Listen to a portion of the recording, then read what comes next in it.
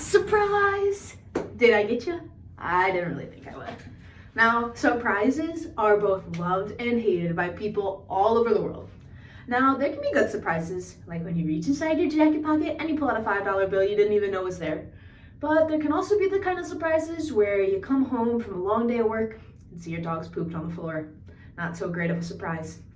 One of my personal favorite kind of surprises is also one that involves a party. Surprise parties are one of the most fun events to plan. And just for the record, I've never had a surprise party thrown for me. So after this speech, all of you will know how to. So if you want to throw a surprise party for me, I won't mind. But in reality, there is so much that goes into planning a surprise party.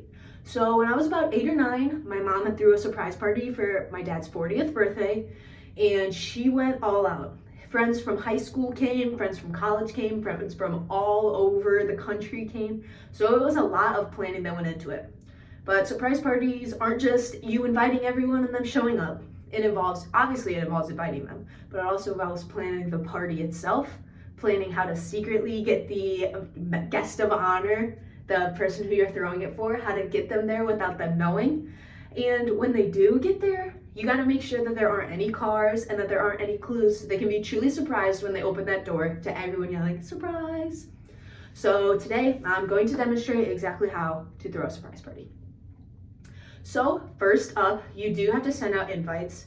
So this is pretty easy. I would just do it by mail. You just find everybody's addresses. If you aren't really quite sure where they live or something like that, you can always reach out to them on like a form of social media, or obviously if they're your friends, you can probably text them and find out their address. But the most important part of the invites is to make sure that inside the invitation it says, this is a surprise party, keep it a secret, it's for blah, blah, blah, you know, XYZ, whoever you're throwing it for. You need to make sure that they know that that is pretty much the only person in the world that they can't tell. And then after that comes like the most extensive part, which is planning the party.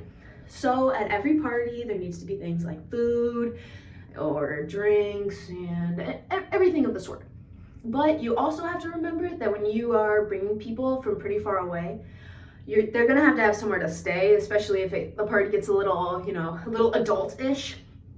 So you need to make sure that you have enough beds in your house, or that they have friends close enough that they can stay to, or you'll have to talk to them about hotel. It's gonna be a lot of communication just for the planning part.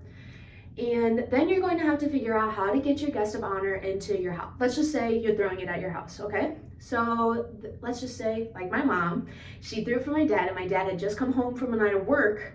So he opens the door, expecting it to be pretty casual, and all of a sudden, all of us in the living room jump out and yell surprise, and I swear, he almost peed his pants.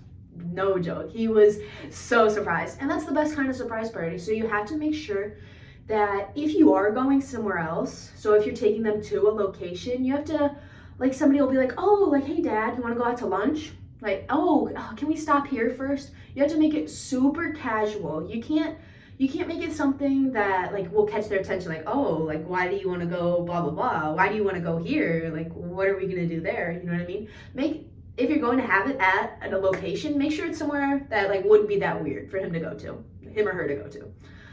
And then next up is how to really keep it a surprise. So a big part of this is making sure that there aren't any noticeable cars, noticeable signs, anything like that.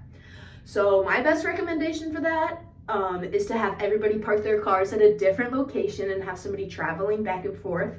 So we live about 5 minutes from my high school. So we had everybody park at the high school, and my cousins, I believe, just kind of drove everybody from the high school to our house, And one of the other big things is to make sure that the guests know to arrive early. So on those invites, going back to the invites, make sure that you write, oh, like the guests will be arriving at 5 p.m. So you guys need to be at my house ready to go at 4:30, something like that. And then, so anyway, just have them park their cars at a different location. They'll drive over, it'll be perfect. So now the most important part of the night is the final surprise. So you don't necessarily have to hide, but maybe tuck yourself behind a corner, especially if they have to turn a corner. The guest of honor has to turn a corner when they walk in. It would be so cool to just have it turn a corner and just see so many people there.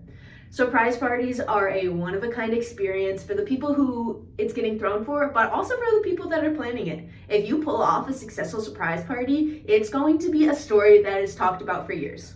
So, now that you guys know how to, I promise I will act super surprised when I get a surprise party thrown by you.